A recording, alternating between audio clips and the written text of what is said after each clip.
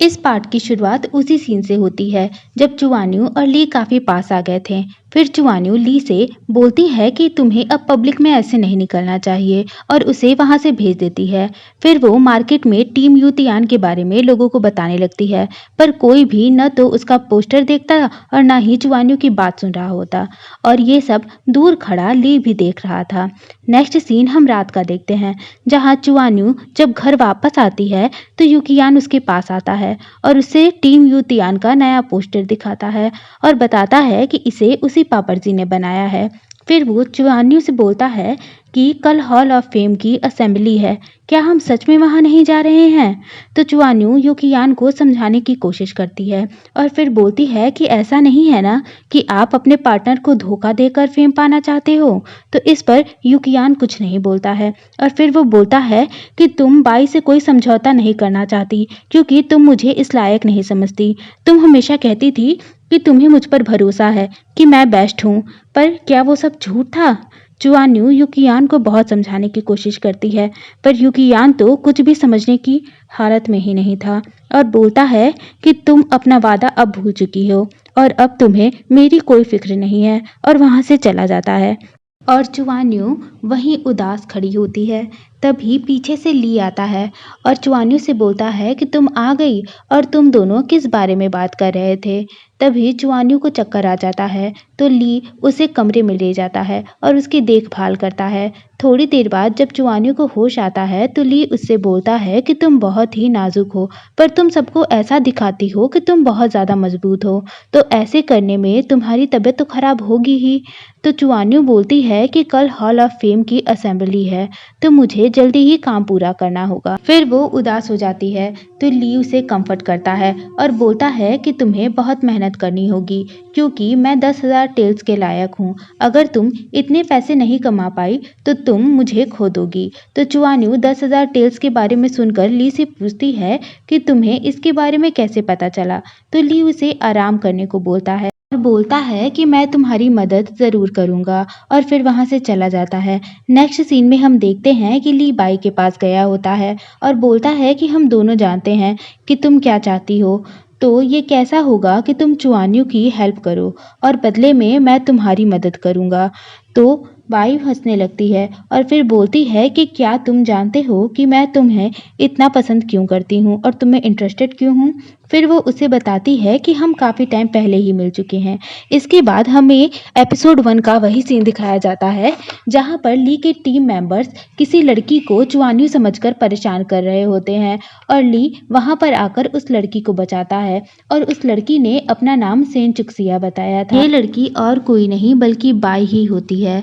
Flashback से बाहर by ली से बोलती है कि क्यों ना तुम मेरे साथ 1 घंटे बैठकर बात करो और इसके बदले में मैं जियांग्यू न्यूज़ से चुआन्यू के लिए बात करूंगी, और इतना ही नहीं, मैं कल की असेंबली के लिए भी उन्हें इनवाइट करूंगी।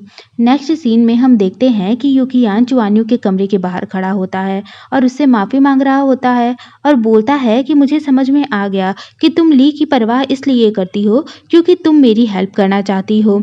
पर जब अंदर से चुआन्यू कुछ भी जवाब नहीं देती है तो यूकियान कमरे के अंदर जाता है और चुआन्यू को लेटा हुआ देखकर उससे पूछता है कि तुम्हें क्या हो गया। पर चुआन्यू नींद में भी बस ली का ही नाम ले रही होती है और ये सुनकर यूकियान गंदा सा मुंह बना लेता है। इसके बाद उसकी नज़र वहां पर रखी मेडिसिन पर जाती है तो वो झूठा इंसान कहीं का चुआन्यू से बोलता है कि मैंने तुम्हारे लिए दवा तैयार की है, इसे पी लो, और ली घर पर नहीं है, और फिर वो चुआन्यू को दवा पिलाता है। नेक्स्ट सीन हमें सुबह का दिखाया जाता है जहाँ चुआन्यू ली के कमरे में आकर उसे आवाज़ देती है। तभी पीछे से ली आता है और बोलता है कि तुम मुझे क्यों ढूंढ रही हो। तो उसे देखकर चुआन्यू पूछती है कि तुम कहाँ गए थे। तो ली इसका कोई जवाब नहीं देता और उससे पूछता है कि क्या तुम्हारे और यूकियान के बीच सब ठीक हो गया है। तो चुआन्यू हाँ बोलती है और फिर बोलती है कि देखो अब मैं पूरी तरीके से ठीक हो चुकी हूँ। अगर मैं तुम्हारे दवा लाने का इंतज़ार करती तो अभी तक मैं बिस्तर पर ही लेटी होती। वो तो यूकियान मेरे लिए दवा ले आया जिस वजह से मैं ठीक हो गई। ये सुनकर ली अपने मन में यूकियान को गाली देता है। तो चुआन्यू उससे पूछती है कि तुमने क्या कहा? तो ली बोलता है कि कुछ नहीं। फिर वो उसे हॉल ऑफ फेम का इनविटेशन कार्ड देता है और बोलता है कि अभी एक सर्वेंट आकर ये दे गया। और उस कार्ड को देखकर चुआन्यू बहुत ज़्यादा खुश हो जाती है और उसे खुश देखकर ली भी खुश हो जाता है। और ली उससे पूछता है कि उस कार्ड में क्या लिखा है? तो चुआन्यू बोलती है कि मैं इसे सबसे पहले यूकियान को दिखाऊंगी। तभी वहाँ पर यूकियान आ जाता है। तो चुआन्यू यूकियान को इनविटेशन दिखाती है, जिसे देखकर यूकियान की खुशी देखने वाली होती है। लेकिन जब वो देखता है कि ये इनविटेशन बस एक पर्सन के लिए है, फिर वो मुंह बना लेता है। तो ली बोलता है कि मुझे वहां जाने में कोई इंटरेस्ट नहीं है, तो तुम ही जाओ। ये सुनकर यूकियान बहुत ज़्यादा खुश हो जाता है।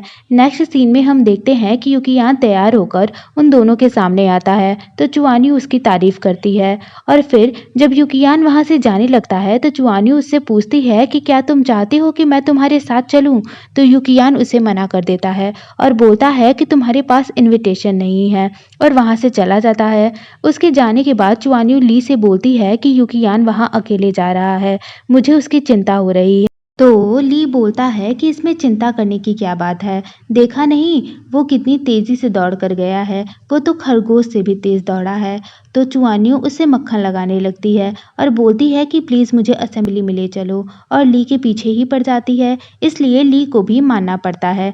नेक्स्ट सीन में हम ली और चुआन्यू को छुपकर असेंबली में जाते हुए देखते हैं। इसके बाद हमें हॉल ऑफ फेम का सीन दिखाया जाता है, जहां बाई सबका वेलकम कर रही होती है और फ्यूचर में अपनी हेल्प करने को बोलती है। और बोलती है कि आज तक शीशी ने आपके लिए डांस किया है, पर आज एक नया मेंबर हॉल ऑफ फेम के साथ जुड़ गया है और वो सितार बजाने में माहिर है। फिर वो यूकियान को सितार बजाने के लिए बोलती है और ये सब चुआन्यू और ली छुपकर देख रहे होते हैं। इसके बाद जब यूकियान सितार बजाने के लिए जाता है तो उसके आसपास के लोग उसी के बारे में बात करते हैं और ये सुनकर यूकियान नर्वस हो जाता है। फिर वो जब उस सितार को बजाता है तो उस सितार से बहुत ही बेसुरी आवाज़ आ रही होती है। तो यूकियान अपने मन में बोलता है कि इस यंत्र में ज़रूर कुछ गड़बड़ी है।